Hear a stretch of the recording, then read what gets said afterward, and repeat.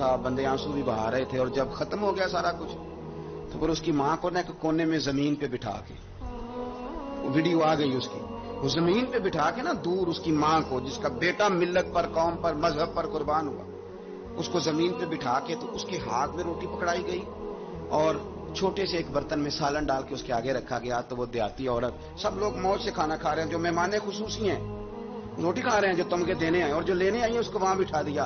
फिर वो किसी ने वीडियो बना के जब नेट पे डाल दी तो फिर कहा गया कि हमने नोटिस ले लिया है। वो पता नहीं किस बला का नाम है, हमने नोटिस ले लिया है, वो क्या होता है? मैं तो नहीं पता आज तक उसका कोई नतीजा निकला हो। क्या नोटिस लिया, क्या बात आई सामने? कुछ भी नहीं।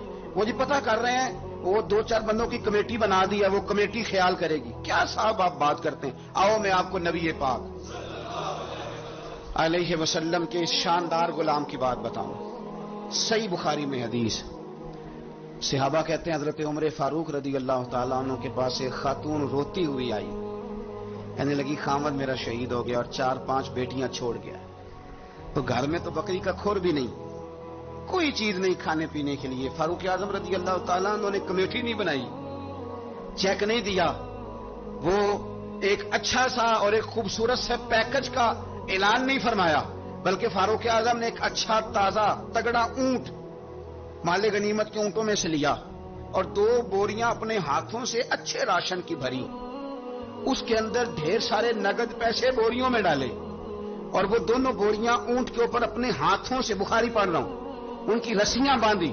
फिर उस औरत के हाथ वो लगाम थमाई और उसे कहा पुत्र मैंने तुझे इतना माल दे दिया है कि जब तक ये खत्म होगा ना इंशाअल्लाह तब तक तेरे हालात भी अल्लाह बदल देगा, तेरे दिन बदल जाएंगे जब तक ये खत्म होगा। वो खातून जाने लगी तो आप फरमाने लगे बेटा ऊंट नहीं वापस भेजना, ये भी तेरा ही है, दे दिया तुझे। अब चले गई वो खातून। तो सहाबा कहते हैं हमने पूछा कि जनाब आप तो बड़े किफायत शियार हैं, आप तो बड़ी बांट के चीजें देते हैं, तो आपने इस बच्ची को इतना कुछ दे दिया और बैक वक्त दे दिया और वाकई बहुत ज्यादा दे दिया और नकदी पैसे भी दे दिए। हज़रत उमर फरमाने लगे तुम नहीं ना जानते, मैं जानता हूं, ये मेरे नबी पाक के सहाबी हजरत खिफाफ बिन ईमार रदी अल्लाह ताला अन्हु की साहिबजादी है और मैंने हुदैबिया के मकाम के इसके बाप को हुजूर की खिदमत करते देखा है, मैंने इन्हें जंगे लड़ते देखा है, इसके बाप को, इसके भाई को। फरमाया वो तो बच्ची आई है तो मैं तुम्हें क्या बताऊं, मुझे तो तकलीफ शुरू हो गई है कि उसे आना क्यों पड़ा है, खुद आके बढ़ के मैं क्यों खिदमत नहीं कर सका, उसे आना क्यों पड़ा। अजीज दोस्तों याद रखना, असला नाल जे नेकी करिए ते नस्ला ताक। कुछ लोग ऐसे होते हैं जिन्हें कदर होती है, वो कुर्बान कर देते हैं हर शय, लेकिन उसूलों पर कभी समझौता नहीं करते। हजरत सैयदना फारूक आज़म और रज़ी अल्लाह ताला उन्होंने इतना नवाजा उस बच्चे, और फिर इशार करके नवाजते थे। हमारा ये मिजाज बन गया कि जो शय भी आए पहले मेरे घर आए, और लोग कई दफा घर बचाते बचाते सारा कुछ जाया कर बैठते, हर शय, हर चीज, हत्ता के माज़अल्लाह दीन ईमान भी, दुआएं भी, पैसा बच जाए, घर बच जाए, बाकी जो शय जाती है वो जाए। लेकिन सैयदना फारूक आज़म का रंग बड़ा अलग ना, छोटी छोटी बातों का ख्याल करते। देखिए ना इमाम मस्जिद, मैं रोज इमाम मस्जिद के हुकूक बयान करता हूं, लेकिन मुझे मस्जिदों के आइमा से शिकवा भी है, वो अपने नमाजियों का नहीं ख्याल करते, उनकी तबीयत का नहीं लिहाज करते। हम अगर थोड़ा सा लिहाज करें आइमा मसाजिद नमाजियों का, नबी पाक अलैहिस्सलाम ने फरमाया कि मेरा दिल करता है मैं लंबी नमाज पढ़ाऊं, लेकिन फिर मुझे ख्याल आता है कि पीछे बूढ़े भी हैं, बीमार भी हैं, बच्चे भी हैं, मेरा दिल करता है, लेकिन मैं लोगों की तकलीफ को देखते हुए नमाज मुख्तसर पढ़ाता हूं। आइमा मसाजिद अगर थोड़ा सा खौर करे, प्यार करें लोगों के साथ, तो मस्जिद के अंदर एक खूबसूरती वाला माहौल। यार मेरा मतलब है कुछ बंदे ऐसे होते हैं जो बेचारे गुस्सा किसी और का होता है निकालते, मस्जिद आके होते हैं, तो घर में भी तो दादा अबू कई दफा इस तरह कारी लेते हैं। तो थोड़ा सा अगर ज़रफ बड़ा हो, हौसला जरा बड़ा हो, आपको हंसना आता हो। नबी पाक सल्लल्लाहु अलैहि वसल्लम अकेले बैठते थे तो मुतफक्कर बैठते थे, अकेले होते थे तो सोचते थे, अकेले होते थे तो सोचते थे, मेरी बात पे गौर करना, अकेले होते थे तो सोचते थे, और जब लोगों के बीच बैठते थे तो हंसते थे। लोगों के बीच आके मुंह नहीं बनाना, वो अकेले आप फिक्र करें, गौर करें, जो मर्जी। अकेले बैठते थे तो हुजूर तफक्कुर करते थे, लोगों में आते थे तो मुस्कुरा के आते थे। तो हजरत उमर फारूक अब 24 लाख मुरब्बा मील का हुक्मरान और हजारों लोग जिसके पीछे नमाज पढ़े, वो एक एक बंदे का ख्याल करे, मुमकिन नहीं होता। ایک بڑے جلیل القدر صحابی تھے حضرت سعید بن یربوع رضی اللہ تعالیٰ. حضرت عمر کے زمانے میں نابینا ہو گئے.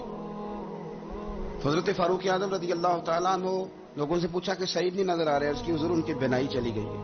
جناب عمر گھر گئے, تعزیت کی, آپ کو تکلیف پہنچی, اللہ آپ کا بھلا کرے. آپ ان سے پوچھتے ہیں بھائی یہاں تو کوئی سپاہی چلا جائے نا دنیا سے تو کچھ صوبائی وزیر یا کوئی افسر آ جائے بس کافی ہے, وزیر اعظم صاحب کے پاس کہاں وقت ہے. وہ کہتے ہیں 2 منسٹر بھیج دیے تھے, بات ختم ہو گئی. حضرت عمر خود گئے, صحابی کی آنکھیں چلی گئی تھی, اور جا کر کے اسے کہنے لگے کہ اب آپ مسجد کیسے آئے جائیں گے. انہوں نے کہا حضور یہ تو میرے لیے بڑی تکلیف والا معاملہ ہے, نابینا ہو گیا ہوں, تنہا تو جا نہیں سکتا, قربان جاؤں سیدنا فاروق اعظم. حضرت عمر فاروق رضی اللہ تعالیٰ عنہ نے ایک بندے کی باقاعدہ ڈیوٹی لگائی. فرمانے لگے تیری آج کے پاس ذمہ داری ہے 5 وقت حضرت سعید کا بازو تھامنا ہے, تو نے مسجد پہنچانا ہے, اور 5 وقت ان کو گھر لے کے آنا ہے. اور فرمایا یاد رکھنا, یہ نہ سمجھنا کہ میں آرڈر دے کے بھول جاؤں گا, میں ہر ہفتے تم سے پوچھا بھی کروں گا کہ تم نے سعید کے ساتھ کیا سلوک کیا. تو چھوٹی چھوٹی چیزوں کا فوجی, جیسے کہ میں نے پہلے کہا ہے, وہ سال کے بعد نا کبھی کوئی تقریب ہوتی ہے تو بلا کے نا فوجیوں کے بچوں کو, ان کی ماں کو, تو ایک آدھ تمغہ دے دیا جاتا ہے پھر چھٹی. کبھی کسی نے پوچھا ہے کہ یتیمی میں بچوں کا کیا حال ہوا؟ کبھی کسی نے پوچھا ہے کہ پھر پیچھے کیا حالات ہیں؟ میں کوئی لسٹ نہیں بیان کرتا, لیکن میں ثبوت رکھتا ہوں کہ جن کے لیے ترانے پڑے گئے اور بہت بڑی انٹرنیشنل کانفرنسیں کی گئیں اور میڈیا میں بڑا کچھ دکھایا گیا, ان کے بچوں پر وہ وقت بھی آیا کہ انہوں نے روٹی مانگ کے کھائی. یہ فوٹو سیشن کرانا آسان کام ہے, لیکن ان کا خیال رکھنا یہ مشکل کام ہے. مشکل کام ہے. بھیج دیا کسی کو, وزیر کو جا چیک دیا جا کے شہید کی بیوہ کو. حضرت فاروق اعظم رضی اللہ تعالیٰ نے چھوٹی چھوٹی باتوں پہ توجہ کی, اور آپ نے اصول بنایا. ایک اصول آپ کو یہ مل جائے گا, ابن جوزی علیہ رحمہ نے اس کو لکھا. حضرت عمر فرمایا کرتے تھے کہ حکومت چونکہ میری ہے تو ذمہ داری بھی, یہ نہیں فرماتے تھے کہ اداروں سے پوچھوں گا, متعلقہ آدمی سے پوچھوں گا, یہ نہیں فرماتے تھے. میں اس محکمے کے سربراہ کو, اس منسٹری کے وزیر کو, یہ بات نہیں ہوتی تھی. حکومت میری ہے تو ذمہ داری بھی میری ہے. حضرت عمر فاروق رضی اللہ تعالیٰ نے قانون بنایا, اور اس کو آپ سن لیتے ہیں, کبھی اس کو سمجھنا. انسان کو جو روٹی ملے گی, چھت ملے گی, دوائی ملے گی, کپڑا ملے گا, یہ ساری باتیں ٹھیک, لیکن حضرت عمر فرمانے لگے کہ اگر کوئی کتا بغیر پانی پیے مر گیا فرات کے کنارے صحرا میں, یعنی اس تک پانی نہیں پہنچا, انسان کی بات نہیں. یہاں تو عورتوں کو اسپتال میں جگہ نہیں ملتی تو وہ رکشے میں بچے پیدا کر لیتی. یہاں تو بہت سارے لوگ ایسے ہیں جنہیں دوائی میسر نہیں آتی اور وہ مر جاتے.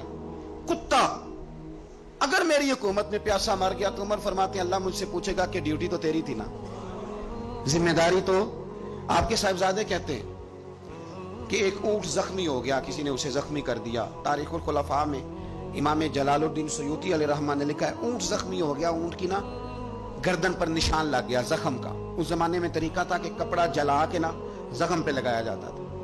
حضرت عمر فاروق رضی اللہ تعالیٰ عنہ نا, اب 60 سال عمر ہے, بوڑھے آدمی ہے, جسمانی طور پر بھی کمزوری آ جاتی ہے عمر کے حساب سے. اونٹ کی نکیل کے ساتھ پہلے اسے باندھا, پھر وہ کپڑا جلایا, پھر اپنے ہاتھوں سے اونٹ کا وہ جو زخم تھا نا اس پر وہ کپڑا ڈالنے لگے, اس کو ٹھیک کرنے لگے. تو صاحبزادے آگے بڑھے, وہ کہنے لگے ابا جی یہ اونٹ ہے اور آپ اس کے زخم کو چھیڑ رہے ہیں, وہ آپ کو تکلیف بھی پہنچا سکتا ہے, تو یہ آپ 2-3 غلاموں کے ذمہ لگا دیں, وہ اس کے زخم پر دوائی مرہم پٹی کر دیں گے, یہ آپ کو کاٹ ہی نہ لے. تو کہتے ہیں حضرت عمر فاروق نے میری بات کو جھٹکا, فرمانے لگے پیچھے ہٹ جا, حکومت میری ہے کہ غلاموں کی ہے, ذمہ داری میری ہے کہ غلاموں کی ہے. فرمایا پتر میں تو ڈر رہا ہوں کہ کہیں یہ اونٹ ہی قیامت میں میری شکایت نہ کر دے, یہ میری شکایت نہ کر دے کہ اللہ میں بیمار ہو گیا, زخم لگ گیا, حکومت عمر کی تھی اور کسی نے مجھے پوچھا ہی نہیں. میرے دوستو احساس ذمہ داری اب یقین کریں نکل گئی. ہم لاؤبالی لوگ ہیں, لاؤبالی.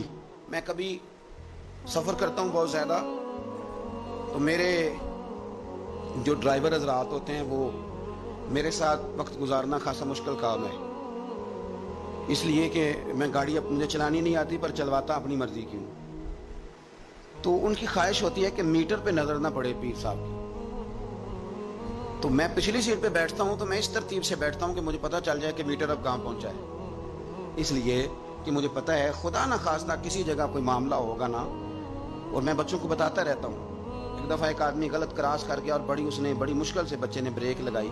بچہ کہنے لگا اس کے قریب جا کے نا تو میں نے بھی اس کو اسی طرح سزا دینی ہے. تو میں نے کہا پتر تو بات کو سمجھ، اسے کوئی بھی کچھ نہیں کہے گا، اور ہمیں لوگ کہیں گے تسی تے سیانے بیانے ہونا. ہمیں اپنی ذمہ داریوں کا احساس کرنا چاہیے. جب ہم غیر ذمہ دار کسی جگہ بھی ہو جاتے ہیں تو حالات خراب ہو جاتے ہیں. حضرت فاروق اعظم رضی اللہ تعالیٰ عنہ چھوٹی چھوٹی باتوں کا خیال کرتے. دیکھیں نا امام مسجد، میں روز